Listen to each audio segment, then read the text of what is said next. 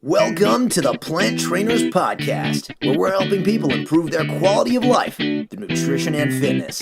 And now, your hosts, nutrition and wellness coaches, international speakers, Adam and Shoshana Chaim. Hey, I'm Adam Chaim. And I'm Shoshana Chaim, and we are Propelled by Plants. Today we bring to you episode 247, The Impact of Plastic, with the best deodorant in the world's Margaux Khoury. In today's episode of the Plant Trainers Podcast, we talk to Margaux Khoury, the CEO of the best deodorant in the world, about the impact of plastic and deodorant on your body and the environment. We take a look at how not only the ingredients but the packaging of cosmetics such as deodorant can be harmful. We celebrate how there are so many companies that are truly looking to maintain integrity when it comes to its consumers' health, but also leverage their success to make the world a better place. Creator and lover of plant-based and vegan companies, Margaux is the founder and CEO of one of the organic, natural, and cruelty-free deodorants, the best deodorant in the world, a company she started out of her kitchen. Its mission is to turn a necessity like deodorant into a force for social impact. Margaux is also an author and certified doula. Margaux understands the importance of eliminating toxins from our lives while living happily and sustainably without harming our bodies, animals, or the planet. So here's the thing. We all want to do a little bit better. We all want to make better choices, and we all want to have someone to count on to push us just a little bit outside of our comfort zone. But not everyone is willing to hire a coach or find a friend that could help us get us to where we want to go. That's what's great about our Propelled by Plants performance tees and our Training for Life soft cotton t-shirts. They are that reminder that is literally on your shoulder, encouraging you, reminding you, and building your confidence to run a little further, get up a little earlier, or make better choices at meal and snack time. Don't you want a little bit more of that? So head over to planttrainers.com/shop and pick up one or both of those shirts and start walking a little taller or longer or faster. Sizes go quick, so order yours today. And if you have one already, snap a pic and tag us on Instagram or Facebook. And now for a moment of gratitude. Today I'm grateful because I was teaching gratitude to some small children, and I asked them what they say when they get something, and they said they say thank you. And I said, well, have you ever said thank you to your hands or thank you to your feet? And they looked at me like I was crazy. And then I said, but what helps you walk and what helps you jump? And one little girl looked down at her feet and she goes, thank you, feet, for helping me run and helping me jump. And the fact that I was able to connect with a 3-year-old and get her to really understand that we need to be grateful for everything was quite satisfying. That's super cute. This morning I was given a picture that our little one made. She painted a nice little scenic painting, and she asked me to put it up in my office, and I was just so grateful to get that painting from her because it's really amazing and she's getting really good at her art. So it's really beautiful to watch her grow.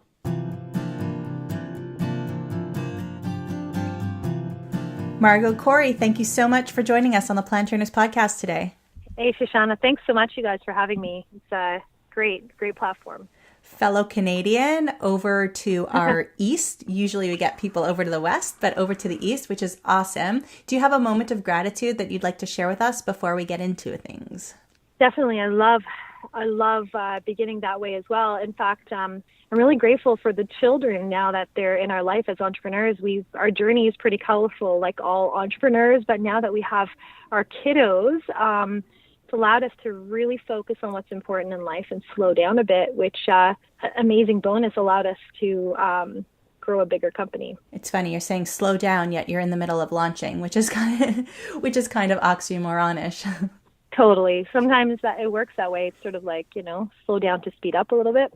We've had an opportunity to slow down in our lives too, and I think it's a little bit similar to the story that you have with you and your husband. Do you want to let us know a little bit more of your story and let the listeners know what really brought you to changing your lifestyle over to a more clean, compassionate type of life? Definitely, I can start there. I mean, I'll tell you our story in a nutshell about I remember watching a couple of YouTube videos, how a lot of us start, and you really cannot unsee what you've seen, you know. So I started on this path of more compassionate living. I was back and forth, to be honest. It was really difficult because I thought it was difficult, not simple. And so I've been back and forth several times. But 6 years ago, we went completely plant-based, like vegan. And my husband, do you want me to, I'm going to just tell you the story about us and how we were branded as well, but I'll bring the company into it, because what we did is we changed everything in our life to cruelty-free, natural, more sort of, less chemical, less toxic chemical-based stuff. And through that journey, it's really opened our eyes to how crazy it is out there in the world.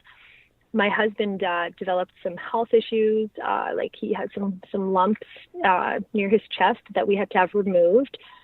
Years later, that also forced us to rebrand. We've been doing business for eight years, and then 2 years ago we shut everything down because we almost lost Josh. He had surgery twice in 1 week, and when you are in that position, when you almost lose someone you really love, you reconsider life. Really, you reconsider what you're doing. And for us, it was just about the deodorant until then, and now we've completely rebranded. We're 100% plastic free. 0 animals are used in any part of our process, which not a lot of companies can claim these days. So you let me know what part I'm missing. Well, tell us a little bit more about how Josh's health changed the family more. Did you have children already? So when we first discovered the health issues, we didn't have children. We were in Kelowna, British Columbia, and it was a doctor right there in Kelowna who brought it to our attention that it was lifestyle, like things that we were eating or consuming or using on our skin that build up and affect what Josh had. No other doctor had told us that at the time. This was a very conscious, aware person, medical professional. And so we decided to look at everything we were eating. Even the beds we sleep on have these chemicals that are really not great for our entire system, entire body, because they're all like fire retardants and things like that. So we slowly started changing everything in our life, and deodorant was the last thing that we couldn't find. And my husband actually, he went weeks without using it because of his issue. He found out some things in deodorant that are really proven to cause these harmful things and diseases, not just suspected anymore. So I always joke and say, because he went so long, it was a pretty stinky endeavor and I had to act quickly. And so that's why we started it out of our kitchen. We turned our entire home into a deodorant lab. That's so interesting. So I guess tell us about the deodorant, because that seems to be where we're leading, and then we can come back to parts of the story as we go on to get a little more into things. So, and I do want to say too, on the plant-based side, my children, because I had my first child 6 years ago, and they have been completely plant-based, and now by choice. He's 6 years old, and we allow him to make his own decisions, and they've never had meat and very, very little dairy outside of our home, and they're the healthiest children I know. So the myth out there that you can't really have a vegan pregnancy or a plant-based childhood is wrong. It's a myth, and we're proving that, and I want other parents to know that. So that's one part of that. And what was your question again, Adam? So you were in the deodorant business before this health issue with Josh, and then you just converted it into a plant-based deodorant. Is that what happened? Yeah, we started the deodorant 8 years ago during the time we were switching everything. And then Josh's lump, like we changed everything in our diet, but it was still there. So yes, 2 years ago, which was about 6 years later, we decided to operate on, he had surgery, and we had been selling, it was a very successful company selling worldwide in hundreds of stores. We pulled it off shelves because it wasn't in line with who we really are. It was a deodorant that was okay. It was like every other formula out there. And it wasn't really, there was no social mission or impact attached like there is today. People were not reusing the tin, and so we reformulated. We have 100% biodegradable packaging, and the formula is amazing. But my most important thing is that finally I can wake up every day saying we are leaving the world a better place. I mean, every jar sold, we've narrowed it down to every single jar that's sold. Our company is able to provide 1 full year of clean water to someone in need. So that's a lot of water. Yeah, I love the aspect of the social mission. That's super important, and really nice to hear when companies are doing things like that. So why don't you tell us first of all, we're talking about deodorant versus antiperspirant. Is there a difference between the two? And if so, what is it? And you're not using any of the harsh chemicals that most companies are using. So what are the chemicals that people are putting on their body that they're not even aware of?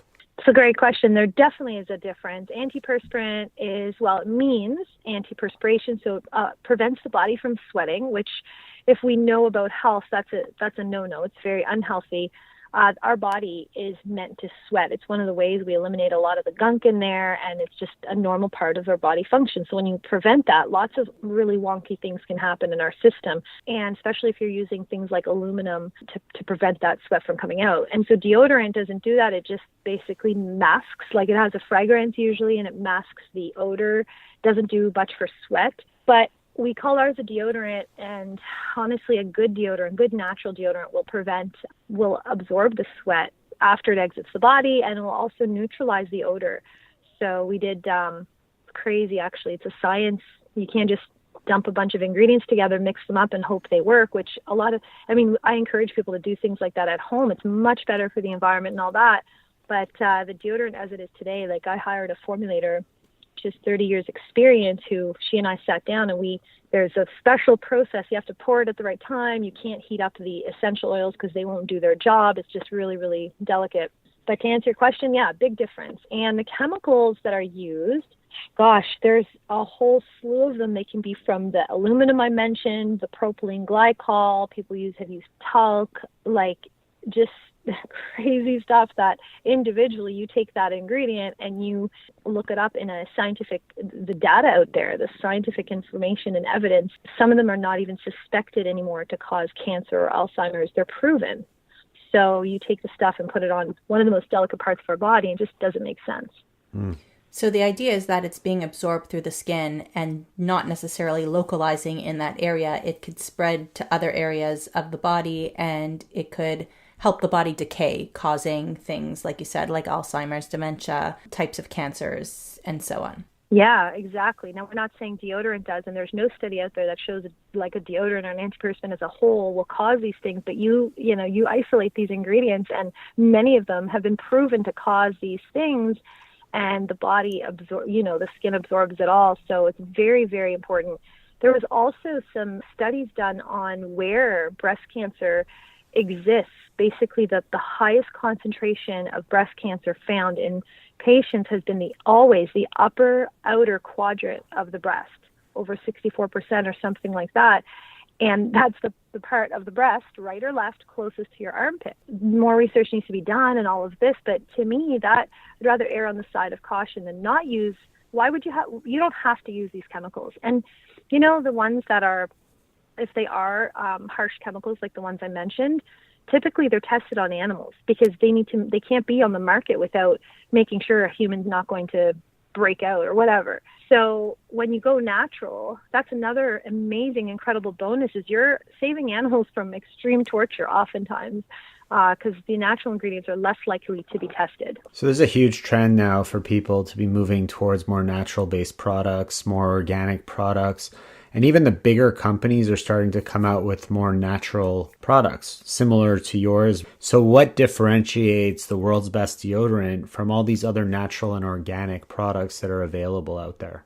Even though I don't want to only have it to be about deodorant, I want to talk about our social mission because we are actually making a difference. But I will answer this question because I love it.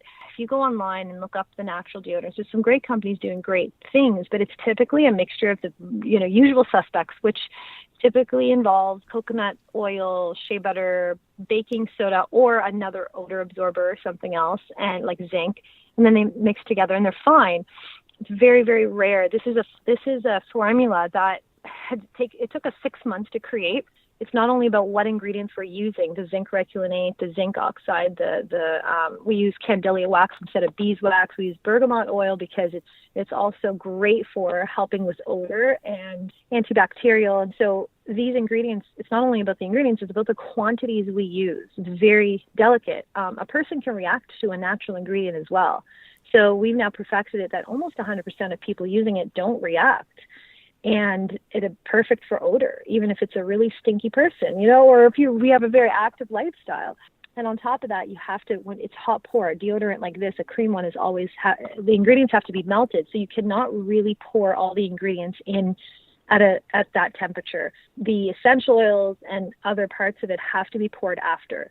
So it doesn't compromise how effective they are. Completely vegan, and not only is our product as a whole, the final product, cruelty-free, no testing, but you have to be very careful because every ingredient is not tested on animals, where now companies are being forced to put a label that says final product not tested on animals. And this is because their ingredients are tested on animals. Right. Yeah, you know what I mean? When it says cruelty-free, sometimes it's actually not. Right. So, yeah, so much to think about. And when you're in a product company like this, you really learn a ton about what's out there. So I hope that helps. Yeah, and so let's talk a little bit more about those social missions, because I think that's really important and can form people, and really you're taking this company to the next level and helping out in so many different ways. Yeah. So what are the missions that we have going on right now? Okay, so first of all, you guys are awesome for doing this podcast and getting the word out and raising everyone's voices. It helps animals big time and, humanity. So congratulations on that. Thank you. And so the mission, we have 3 causes. We call them 3 causes associated with the company. We have children, so water, people, animals, and then environment. And the way we're doing it is every jar. We've partnered with water.org, Matt Damon and Gary White, their company. Every jar sold, we're able to provide 1 year of clean water, as I said before. So it's huge for us because now we can narrow it down to every jar sold. And so what they do is they go in and put water systems in villages. And we don't really believe in charity as it was, which is give money to organizations and see what happens. We believe in empowering the village or community to be able to control what we're putting in there. So we teach the community. This water.org actually goes in there and shows them how to use everything and how to fix it, and also to teach others how to do that too, the water system.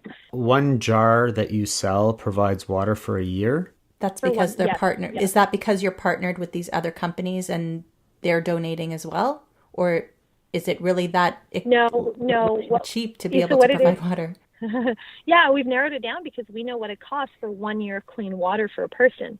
And so we're able to donate from the sale of 1 jar enough money to provide 1 year of clean water for a person. And so we partnered with water.org. It's because companies like ours should know that if there's someone else with your cause doing an incredible thing like water.org, why recreate it yourself? We didn't want to go make our own charity or anything. We wanted to partner with someone who's doing a phenomenal job, and they are. Yeah. Yeah. So it's allowed us to, we give them, one of my goals is to give them the biggest check that any other company has ever given them.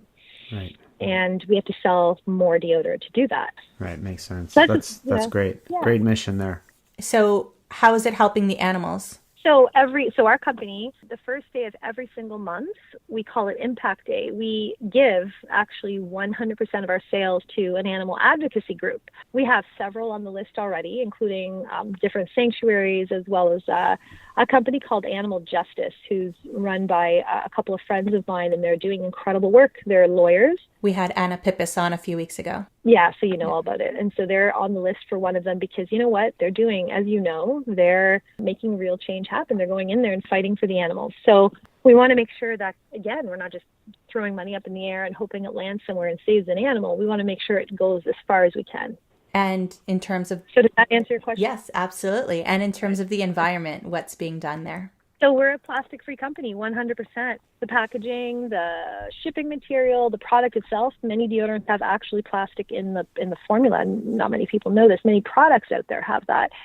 Toothpaste, for instance. And so we're 100% plastic-free. Even the shipping material we use doesn't contain any plastic. It's all biodegradable. So we're like nipping it right in the butt to begin with. I like to fix it at the source. So I want to encourage other companies like ours, physical product companies, whatever it is, to look at their packaging and see what they can do, because plastic, as you guys know, affects everything, including the animals. I mean, it's killing our oceans, killing our animals, and we ultimately get it back into our bodies. So instead of beach cleanups, I mean, we can clean up till some people are doing a great job cleaning up the oceans, but the machinery used and the huge pipes, they're also contributing to waste in the earth. So why not try to stop the packaging where it starts? That's kind of like what we look at in terms of a plant-based diet. Why eat everything else that has the potential to make you sick and then have to work backwards? Let's start with the root of the cause and really attack that where it is. Totally. I love that. It's a nice way to bring the two together from, a plant-based family with this kind of mission. It's really quite beautiful. So let's talk a little bit more about plastic, because you have gone plastic free and your box is biodegradable that the deodorant comes in. And what is the implications of having a product sit in plastic and then applying it onto your face, or your body, even if there's no plastic in the ingredients themselves? Mm-hmm. Yeah, great question. When you have, so every product that I'm thinking of in my head, except a few of them, some of the creams have to be hot poured. Most deodorants are hot poured in their plastic. And even if they're not hot poured, that plastic is still leaching chemicals. But the fact that it's hot poured, it leaches even more, a ton of it. And it ends up in your product and in your body ultimately. So there's not only the side that packaging contributes to the waste of the earth. Plastic never recycles. It's silly to think that it does. It's always on the earth. It's just being upcycled to something else. So there's that side of it. And then there's the side, as you just mentioned, it gets into our bodies, and not just suspected either. I mean, this has been studied, you know what I mean? So when a product's in some companies don't think there's a way around it. Number one, they think that it's an easier mechanism. And number two, they think it's cost prohibitive to look at any other packaging like glass or our packaging. Now, our packaging is even better than glass because, well, glass does take a lot of water to produce, and it breaks, and it's not as, there's different issues there. But some companies going to glass is a step up.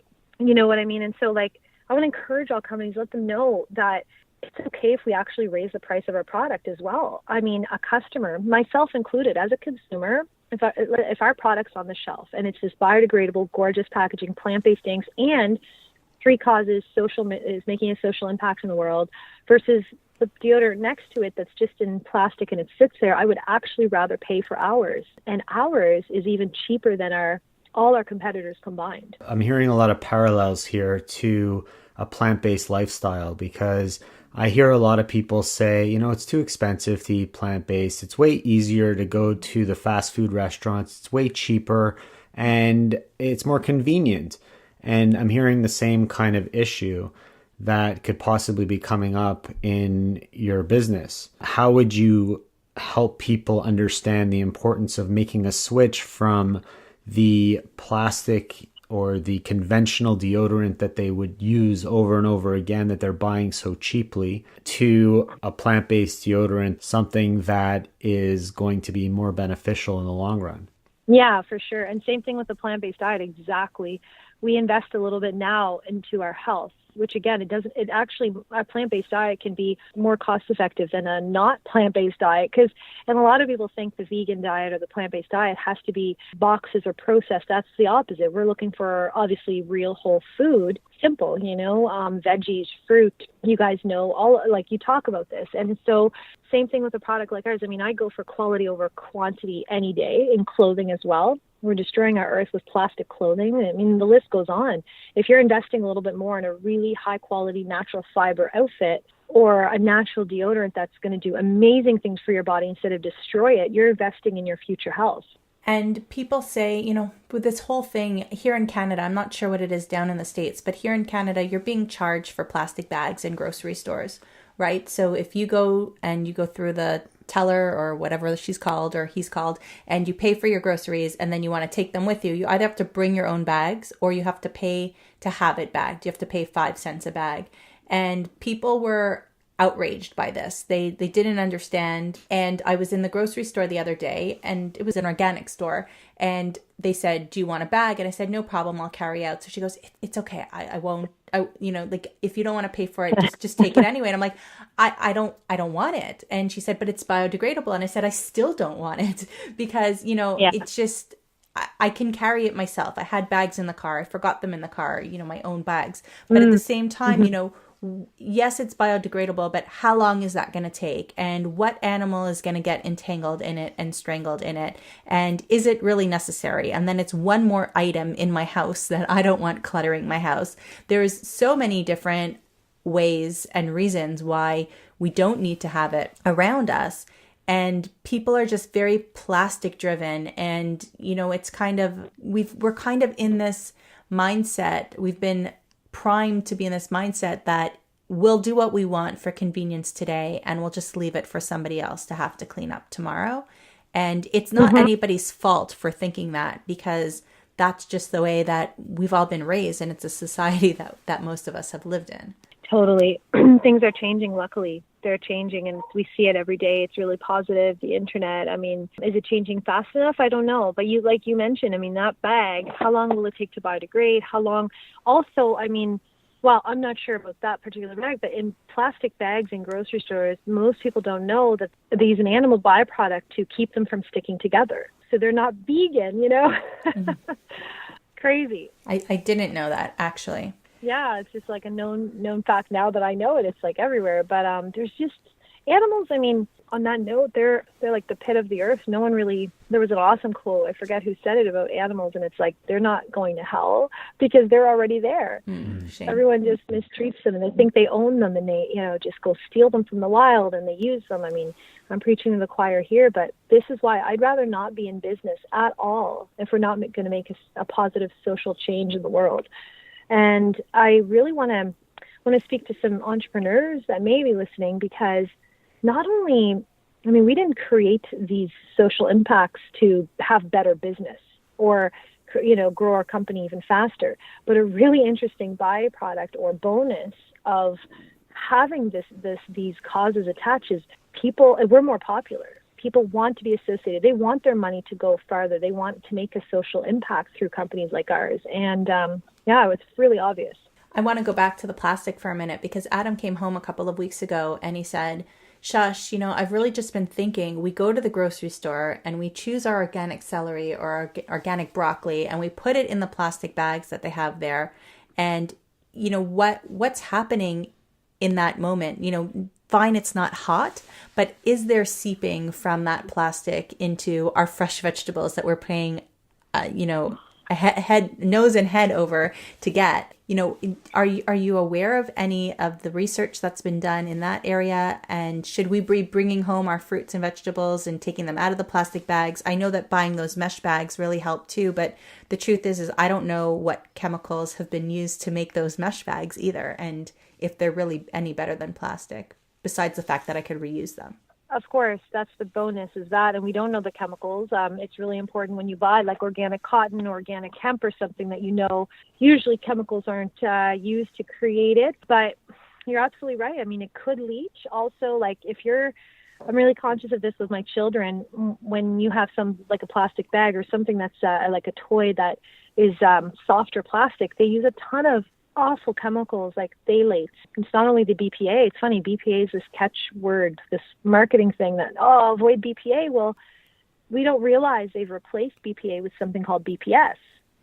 It's like the list goes on. Of course they have. They replaced it. And then with all sorts of other things, there's an endless list of chemicals in plastic. It's just the way it is. It's a human-made product, and you cannot avoid it. So I say we vote with our dollars, and many of us have to start showing the companies and then the world that we don't need plastic for everything.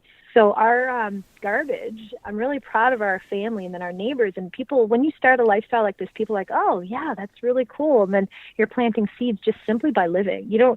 Activism comes in many forms. You don't have to be out there on the street with a sign all the time. It's great, but we need to vote with our dollars, be the example for our neighbors, show people that it's actually possible to live without all this plastic. So if somebody's thinking, I need to start to eliminate some of the plastic in my home right now, where are some of the places that you suggest that they begin? Definitely reusable bags. We all shop for groceries or whatever we shop for.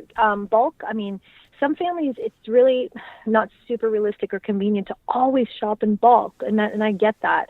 But as much as possible, bulk teas, for example. I recently learned that it takes a ton of plastic to create a tea bag unless it says plastic free or unless it says completely natural biodegradable.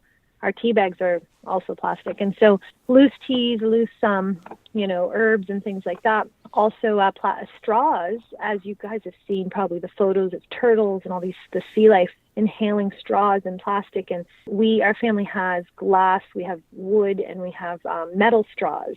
And it's been working out just fine. Or even just drink from the cup, but our children do love straws, so we use those. That's what we've taught our kids. Now that they're 7 and 9, we've actually been like, you know what, you're a big kid. You don't need a straw anymore. We do have the glass ones. They're kind of thick and they don't feel as good as you sip it down. I have some paper ones in the house too, but we haven't even touched them. They're still in the package. You can drink without a straw. Yes. Yeah, it's like refusing them at restaurants when takeout or when you're, at a food court or something. I always refuse the plastic cutlery all the time because they include it automatically. So I just give it back to them, and more people watch out and they're like, oh, they're just the creation, the awareness. We can do a whole podcast on the plastic issue. It's huge. It's amazing when you do one little thing and somebody notices it and then they say, maybe I shouldn't take a straw next time. And even though it's working one person at a time, that does make a difference. It just takes a lot longer for it to happen, but it does definitely make a difference. It sure does. It really does. And podcasts like yours, or, we're now starting to do a lot of media, and media love these issues. If we can just highlight this stuff, they just love it. And this is how I believe in my heart true change happens, because lots of people are doing it now. Well, Margaux, I want to highlight the fact that your company, the World's Best Deodorant, is doing some amazing social things. You're providing water for clean water for children who need it. You're providing 100% of your sales on your impact days to go to animal sanctuaries. Your product is 100% plastic free, which is a huge difference compared to a lot of other companies. And for our listeners, people wanting to look into your product a little bit further or get it, where can they connect with you or find out more information online about the World's Best Deodorant? Thanks for asking. It's simple. Just our website will have all the updates, thebestdeodorant.org. And also we have a private exclusive Facebook group for just anyone who's like a raving fan of these causes, right? It's like someone who wants to take these causes and just go like scream them from the rooftop. We have a private group called Friends of the Best in the World, actually. And you can just ask to join there. And our team is so incredible. I'm really, really fortunate. Are you on Instagram as well? We are, yeah. We're on Instagram, and you can find all of that through our website, which is thebestdeodorant.org. Perfect. And if you had one last message that you'd like to send out to the masses, what would that be? So to the masses would be just, I've said it before on this podcast and just so many others, we can all make change together. We've seen it in history with everything from voting to whatever. And if anything we said today resonates with you and how much better we can make the earth by simply avoiding what we think is a convenience, plastic straws, etc., then it's incredible. Also, I want to just share with everyone the water issue in the world. I had no idea how huge it is. And people know about it, they hear about it, but we sort of, we're making it easy for people to help with this issue. Our goal is 4,000 children a day. We're going to see if we can make that happen. 780 million people in the world don't have access to water, and that's huge. Water is life, and so we're actually providing life for these people, and not just through our company, but everyone can make a difference by, turning off the tap of it, conserving our own water, but also helping other countries through companies like water.org. There's companies out there that we use every day, shampoo, whatever. Instead of, deodorant is something you're buying anyway. So if you're considering these missions, then buy a product that you're already using that's actually making a difference. That's what I want to leave everyone with. We want to thank you so much for that last message to the masses. And also thank you so much for your time today on the Plant Trainers podcast, educating people on why they really do need to think twice about the things that they're putting on their body, especially when it comes to deodorant and the effects that plastic can have on them and the environment. And we thank you guys so much for everything that you're doing to really just help this world. Thank you. Amazing, you guys. Thank you so much for all you do, and I appreciate it very much. Thanks. Thank you so much for listening to this edition of the Plant Trainers Podcast. Don't forget to subscribe on iTunes, Stitcher, Google Play, or any other podcast listening platforms. We appreciate the feedback we receive from you. Every time we get a 5-star rating or review on iTunes from one of our fans, it ensures other people will find us too. Thanks to our patrons. To become a patron, visit www.patreon.com/planttrainers. Even supporting us with $1 really makes a difference. Connect and follow us on Instagram and Twitter @PlantTrainers. Like Plant Trainers on Facebook, join our newsletter, and check out our website at www.planttrainers.com for awesome plant-based recipes and a list of our services. Email your questions to info@planttrainers.com so we can answer them on our upcoming Facebook Lives. We hope we've inspired you today. Join us again next time and have a healthy day.